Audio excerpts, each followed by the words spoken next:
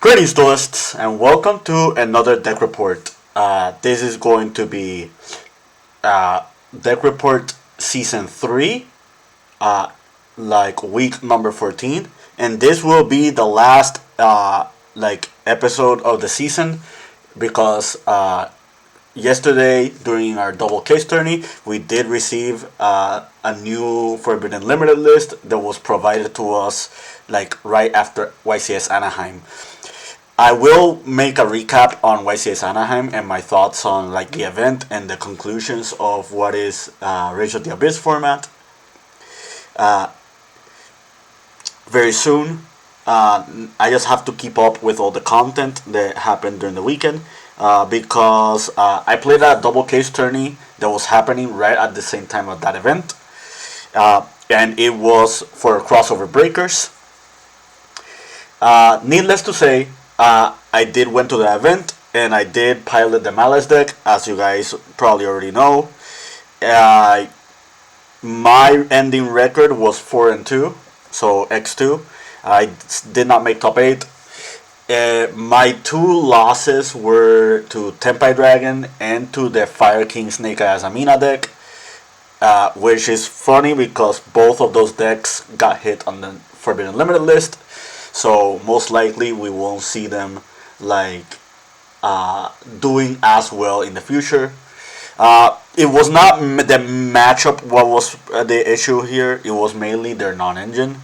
Like the Snake Eyes Amina deck double Fualos to me game 1, and I tried to play around that, but playing around the Fualos made me susceptible to other hand traps, and I just got impulsed at a very strong choke point. And game 2, like I shifted them, so it was a very easy game 2. Game 3, he opened Called by the Grave and Triple Tactic Talent to play around my Full Loss and my Ash Blossom, and that was enough for him to secure the game. My Tempai lost. I won game 1. They shifted me. They blind shifted me, and that was enough for me to take advantage. Like this deck is way better than Tempai when it comes to shifter. And the second game, it was a super heavy, grinding match where we literally both bricked, and we were trading non-engine. I got rid of his 3 Sangen Caimans and did not get OTK'd.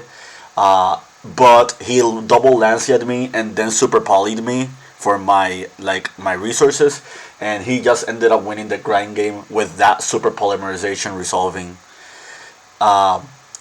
And game 3, I made a very, very, very big misplay on game 3 that really costed me the match. Shouts to Jose Matos Munoz.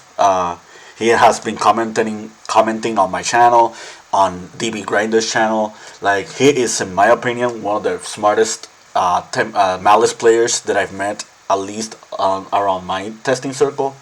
After the match, he did tell me like a few things that I did wrong with the deck, and that was very, very insightful and helpful for on his regard. So yeah, thank you again, Munoz. If you guys don't remember him, I did profile him on my channel. He was the Vanquish Soul player from last year. So who knows? You might see another deck profile from him here in this channel in the future. But yeah, overall the event was super fun. It was one of the most fun I had this entire year. I don't care about my losses. My wins were very cool, pivotal wins. Like I faced Ubel Fiendsmith. I faced a really cool Machina deck that almost got me game 3.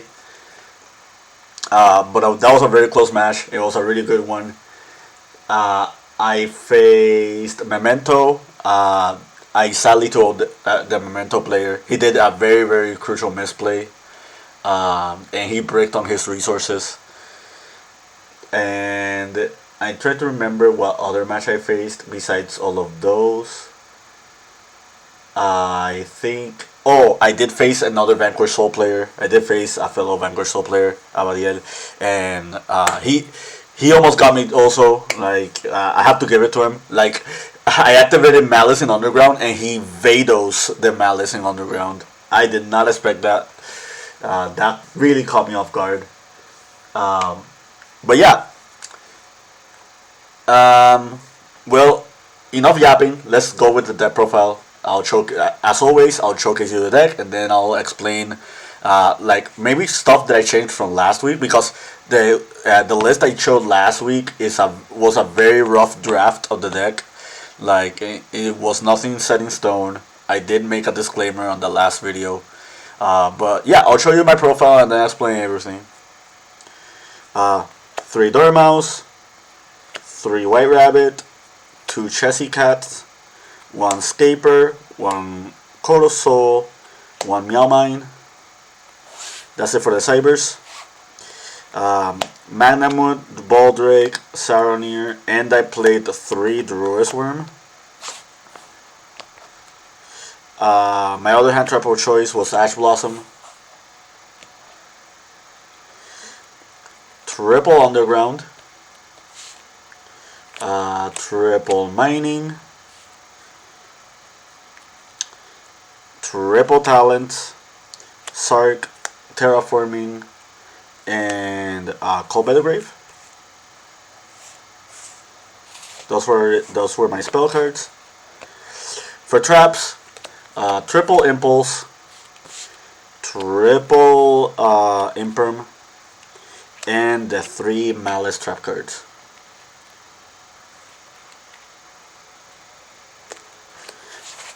Shouts to Armando for hooking me up with the QCR one. He did win the double case tourney yesterday. His deck profile should be up on the channel before or after this profile. Really, really cool deck. Tangents aside. Side deck, triple Shifter, triple Fualos, double Nibiru, Change of Heart, Duster, Thrust, Anti-Spell, and triple Barrier.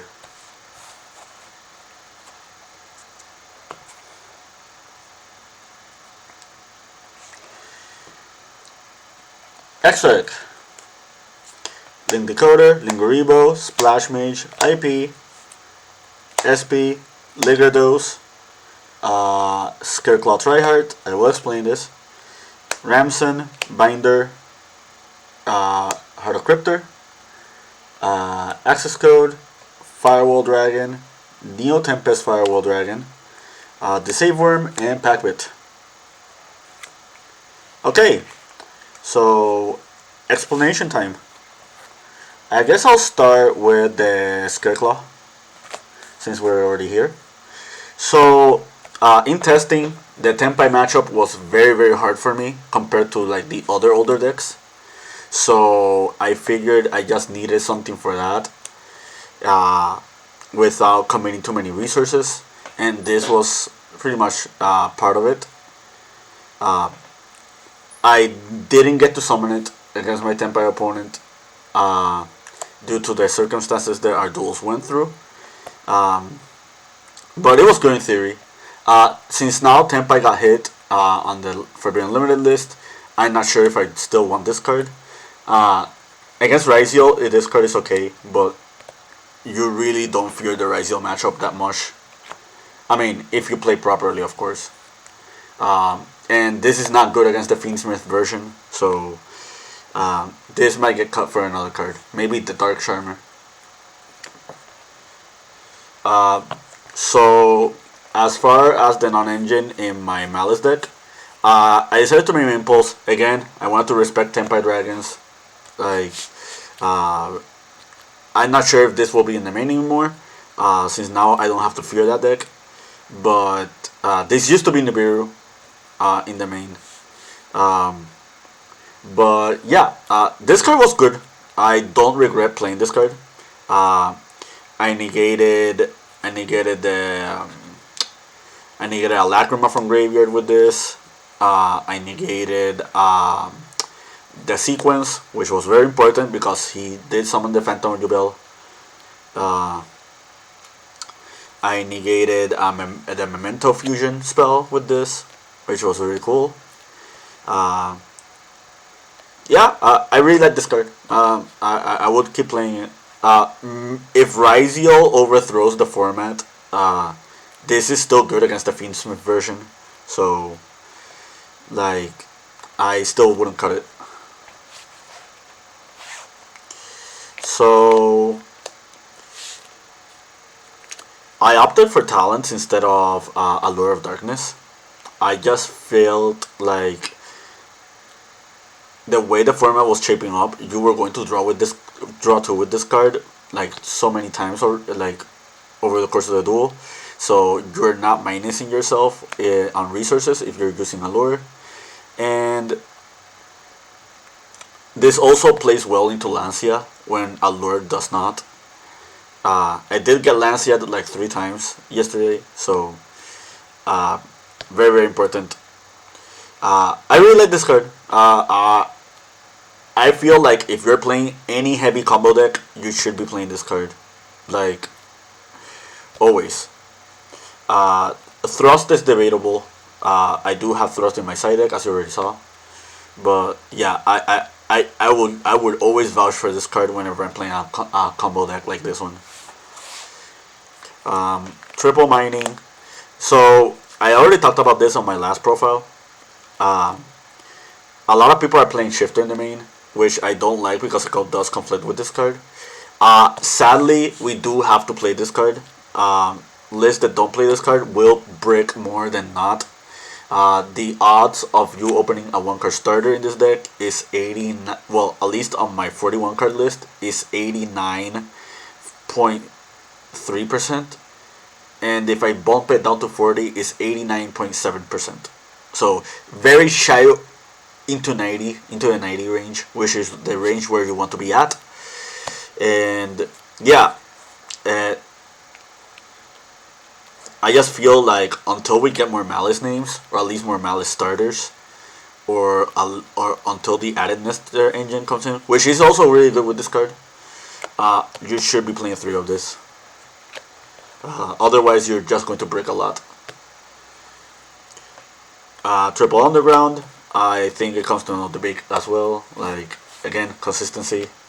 Like, you can get away with playing less, but you have to be very crafty with how you build the deck. I know there is a Kashtira version where you can use your Kashtira engine to just bridge into your Malice cards. I know that is a possibility. The main reason I don't like the Kashtira version is because it conflicts with my Bystials, and I think Bystials are really really good this format. I will talk about that in a moment. So, on my last profile, I did not show Ash Blossom. I almost did not play Ash Blossom, but again, I had to respect the Tempai matchup, and I had to respect a lot of other decks. This deck does not have a lot of very high defensive cards, so at least the way I built the deck. So I just wanted a card that was going to help me, like, in a mid-range variety. So Bystials. So you notice how I'm not playing Lubellion and I'm not playing the Branded Regained. It was mainly due to space issues. That was literally the only reason. Like, if I was not playing Ash Blossom, or I was not playing Impulse, or those like very needed decks to like be able to play around stuff in the format, I 100% would have vouched for Lubellion and for Branded Regained. But I wanted to be safe with the matchups that I played. I wanted to respect the bad matchups that I had, and that's why I traded the non-engine for the Lubellion package. Otherwise, I think the Lubellion cards are really good. I think Branded Regain is a really cool card in this deck. In the future, if we do get more Malice names, I might revisit that for sure.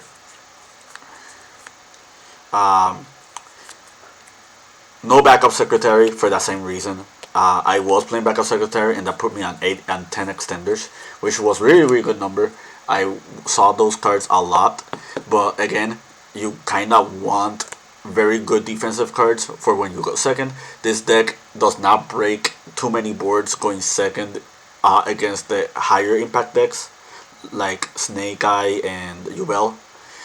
Snake Eye already got heavily hit, so we might not see that anymore.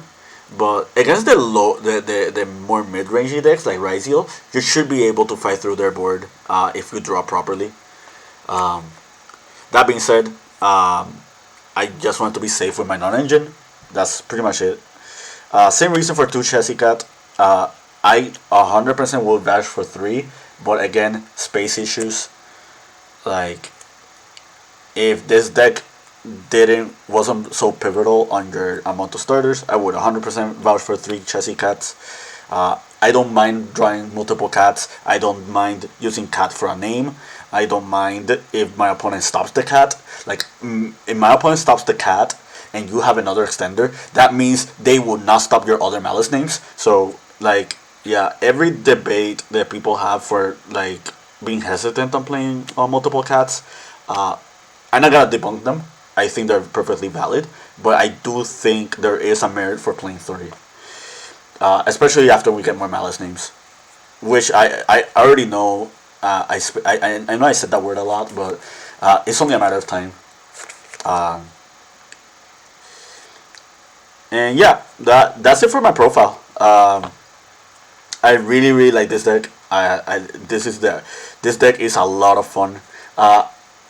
I really do like Ritual Beast, but if you saw JoJo SMR's list, top decks list from YCS Anaheim, you already know that Ritual Beast is in a very rough spot right now. And it's not even the deck's fault. It's basically the non-engine that is targeted towards it. And on that regard, I'd rather just play like another really combo-centered deck that can play through a lot of interruptions that could be just as impactful as Ritual Beast. But yeah, that's it for my deck profile from my last Season 3 deck report. So yeah, until next time, keep practicing and keep dueling.